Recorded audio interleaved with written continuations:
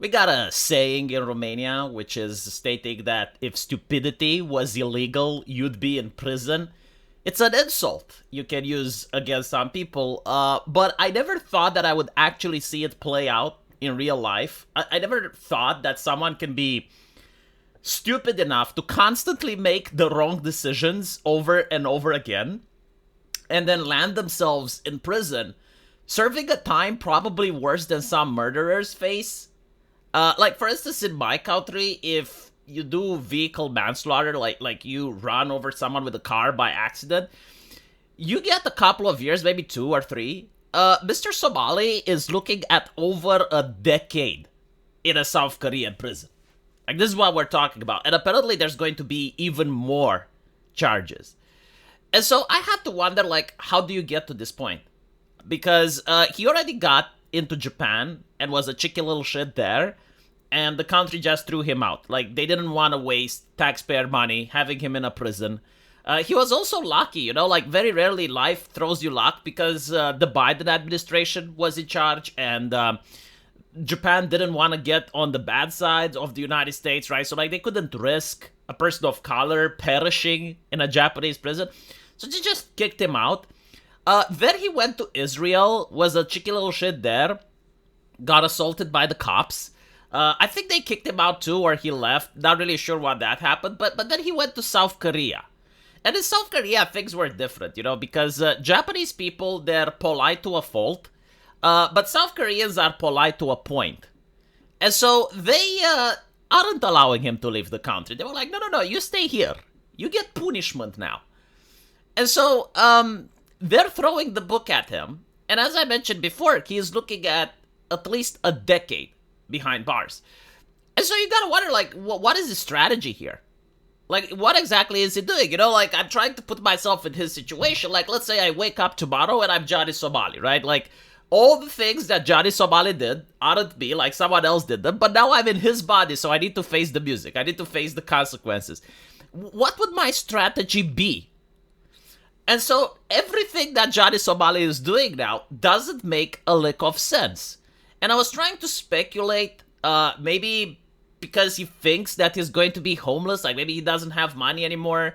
And so he's looking at prison as a way of life, you know, like maybe he's just trying to be a cheeky little shit so he gets more donations before he's going to get locked up. Like, I was trying to think from his point of view. Maybe he wants to create a legacy. You know, it's a negative legacy, but maybe he wants, like, 50 years from now, people to still remember the name Johnny Somali. Maybe he's that type of person, you know? Because, like, otherwise it doesn't make sense. Apparently, he appeared late and hung over to a South Korean court with a MAGA hat. And that just baffles me. It's like, how can you do this? Because when I was at law school, I had to go to a lot of court meetings in order to see how it all plays out.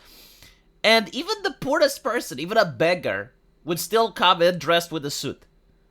Like, if they couldn't afford the suit, they would rent one. If they couldn't rent one, they would borrow money so they could rent one. If they couldn't borrow money to rent one, they would dig up a corpse from the graveyard and use the suit from the cadaver in order to still have a suit when they go in front of a judge. Like, you gotta understand, you know, the judge, he can be extremely subjective in his punishment. Like, if you do something which is punished by 2 to 7 years, right? The judge can't punish you for 1 year for that. He can't punish you for 8. But between 2 and 7, it's literally his own personal interpretation. Like, he can just do anything. And unfortunately, like, a lot of the language is nonverbal and a lot of things are subconscious, and the judge is a human being and he's subjective. And so if you make a bad impression, then obviously he's going to give you a little extra. And the difference from a 2 years to a 3-year sentence is a number. But from your perspective, it's a year of your life, right? So, like, you don't want to upset the judge. You don't want to anger the judge. And this is besides the fact that they can also throw additional charges on you, like contempt of court, for instance. I don't know what South Korea has in that department. So, like, again, it doesn't make sense. Why would he go with a hangover, right? But then he explains it, right? Like, he has a live stream, and he explains it, and my brain was absolutely baffled. I felt like an Asgard from Stargate, who were, like, one of the most intelligent species in the galaxy, and they were baffled by how human automatic weapons work.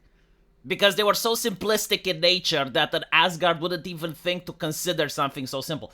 And so Johny Somali explains that the reason he is not worried is because he thinks that the crimes he committed are quite petty. I'm not kidding, right? Like, he goes around, it's like, oh, so like I carried a dead fish around. Oh, so I took a picture next to a statue. Oh, so I spilled some noodles over a desk. And because he doesn't think that the crimes are severe enough, he thinks that he's not going to get a single day in prison. This provided me with like a 20-second stun. Like, I felt like I was in an RPG and I was exposed to something that generally froze my brain. You know, like for the next 20 seconds, I was just sitting in front of the computer and trying to process what he just said. It was very difficult. He is doing literally everything you're not supposed to do. Like, even the cheapest lawyer. Hell, even if you find a law student that's going to like give you free advice, is going to tell you that, number one, never talk about your case while you're being investigated. Not only did he talk about this case, he also shown the court papers in front of the camera for the internet to see. Number two, don't commit crimes in a foreign nation. Even though, legally speaking, it shouldn't be the case, de facto, citizens have more rights than non-citizens in most nations around the earth, with very few exceptions. So if you're a non-citizen and you're going into another country, make sure you're studying the laws there. Make sure you at least study to see how they're applied. And whatever you do, don't commit any crime. Any crime whatsoever. Number three, when committing a crime, don't commit another crime. Again, like, these are things that lawyers will tell you, right? This is why when people do home invasion or burglary, they don't have a gun with them. Why? Because that's another crime. So, like, that's an aggravated thing. Number four, if you committed a crime and you're under investigation, don't commit another crime. Mr. Somali is systematically going through, like, all the lawyer advices and doing the exact opposite time and time and time again. Another thing that matters in court is to show remorse. Again, if you have a sentence between 2 and 7 years and you're remorseful, or at least the judge thinks you're remorseful, you're going to get the 2 years, right? You're not going to walk away scot-free. But like, if you show that you're remorseful, if you show that you're being affected, you're going to get an easier sentence because the judge is a human being, right? But if you're going to show that, no, like, fuck your laws, I didn't do anything bad, you know, I didn't do anything severe, yeah, I'm not remorseful, I mean, fuck that shit. You're saying that online in public, what do you think the judge is going to do? Another thing he doesn't understand is the way the legal system works. You know, like, there's a story that we tell to the public about the legal system, and then there's the actual way that the legal system works. The legal system is adversarial. The purpose of the cops is to get convictions. Like, they get prestige if they get convictions. Like, how do you think cops talk with each other? They're like, well, I managed to put 45 criminals behind bars. That's how they phrase it. Right? Like, they don't say, oh, okay, so, like, I managed to get, like, 20 people, and I send them to court, but they managed to walk away scot-free. No cop is happy with that. Right? So, like, the way cops talk to each other is, like, how many criminals they managed to put behind bars, and they're like, oh, excellent, wow, you know, that's good cop work. And then you move over to the prosecution. And for the prosecutors, that's how they get prestige. They get prestige by having successful cases. And number two, having especially like a successful, highly publicized case, which is Johny Somali, right? Like, you're in the public eye, okay? And this is the prosecutor that managed to put him behind bars. Especially when the public opinion is against the man. Like, Johny Somali doesn't get it, but like a couple of months ago, I even made a video where I had to show the internet that, guys, I'm fucked in the head. Like, there's something wrong with me. I have too much compassion. I have empathy for other human beings. I'm looking at this person. I think he's dumb. And I think that he shouldn't go to prison for like a decade. I think he should go for 5 years. The chat literally despised me. Like, all the hatred was taken from Johny Somali and put onto me. It's like, how dare you, V? That's fucked up. Like, what is wrong with you? No, he should be like Illidan Stormrage, locked for 1,000 years in a South Korean dungeon. And then have a Ushikushi South Korean waifu as a warden, trying to find him and bring him back when he finally escapes. And I was like, well, like, there's the thing, like, about the punishment should fit the crime. No, V, 1,000 years, worse than Putler. It's like, that's what people think. This is the culture. I can't change it. I can only notice it, right? So, like, when you have such a hate boner from people internationally towards you, that the prosecutor that manages to slam dunk the case is going to get a lot of prestige. And then you also have to take into account that the government wastes money every single time they're prosecuting someone. Like, seriously, try hiring a lawyer and see how much it costs to file the paperwork, to do the lawsuit, right? That's how much it costs the state on your ass. And now imagine that the state pays money, right, in order to have like a case, and the case doesn't get a conviction.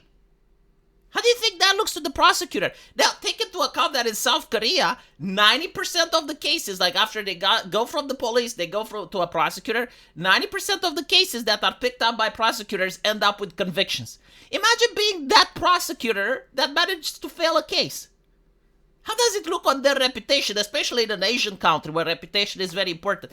I don't know how Mr. Somali came to the conclusion that he's not going to spend a single day in jail. That his crimes aren't serious. Like, based on what?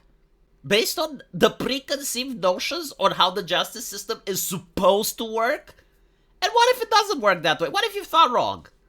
You're going to complain, right? Behind bars? I mean, you can't complain. You wouldn't be the first one. You wouldn't be the first person that's being disincentivized by how the justice system actually works when they genuinely beat the justice system. He's in a lot of shit. His mindset is in the wrong place.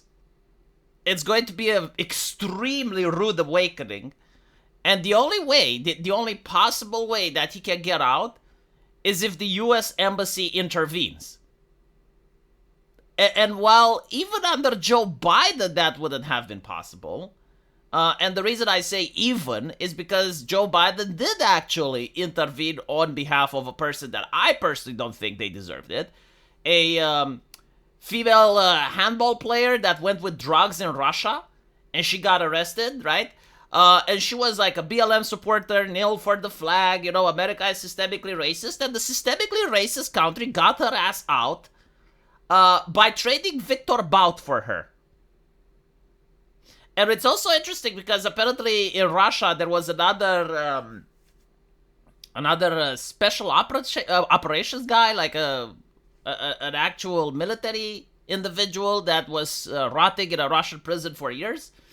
And they skipped him over and they went for her probably because he had the wrong identity politics, right? And the Biden administration was in charge. And so, like the Biden administration would have been more likely to try to get Johnny Somali out, although I don't know if they have another Victor Bout to trade. But what is also important to point out that even under the Biden administration, even they, despite the fact that they would be likely to help people like Somali in their predicament, they would probably go, yeah, but it's Somali. Yeah, I mean, look, the guy had so many chances. The guy had so many opportunities. In fact, I wouldn't be surprised if the US Embassy didn't already intervene on his behalf when it came to Japan. Like, it's possible behind closed doors they went like, come on, let's not drag this out. Just kick him out of your country.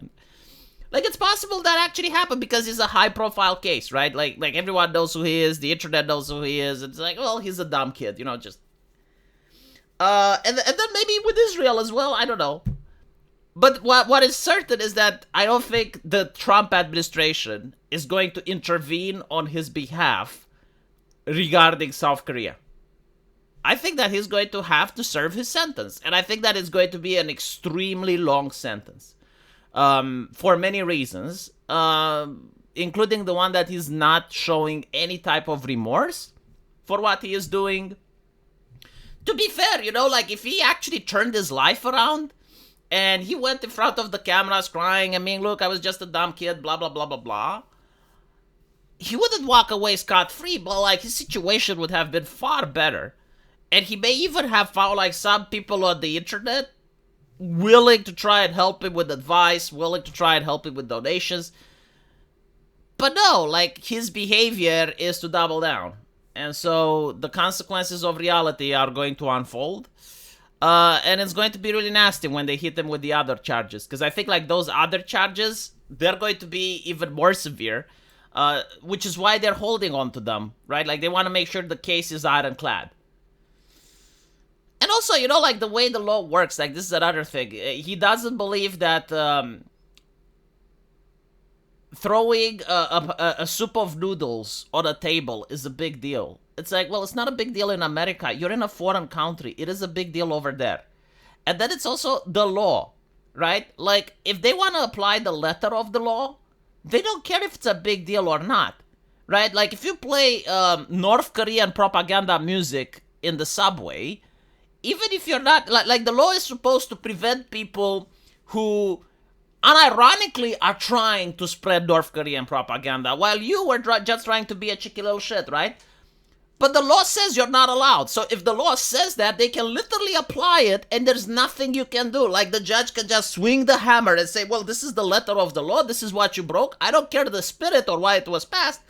I want to see you in prison. And there's nothing you can do about it. Like, what are you going to do? Call the judge racist? Good luck. Let me know what you guys think.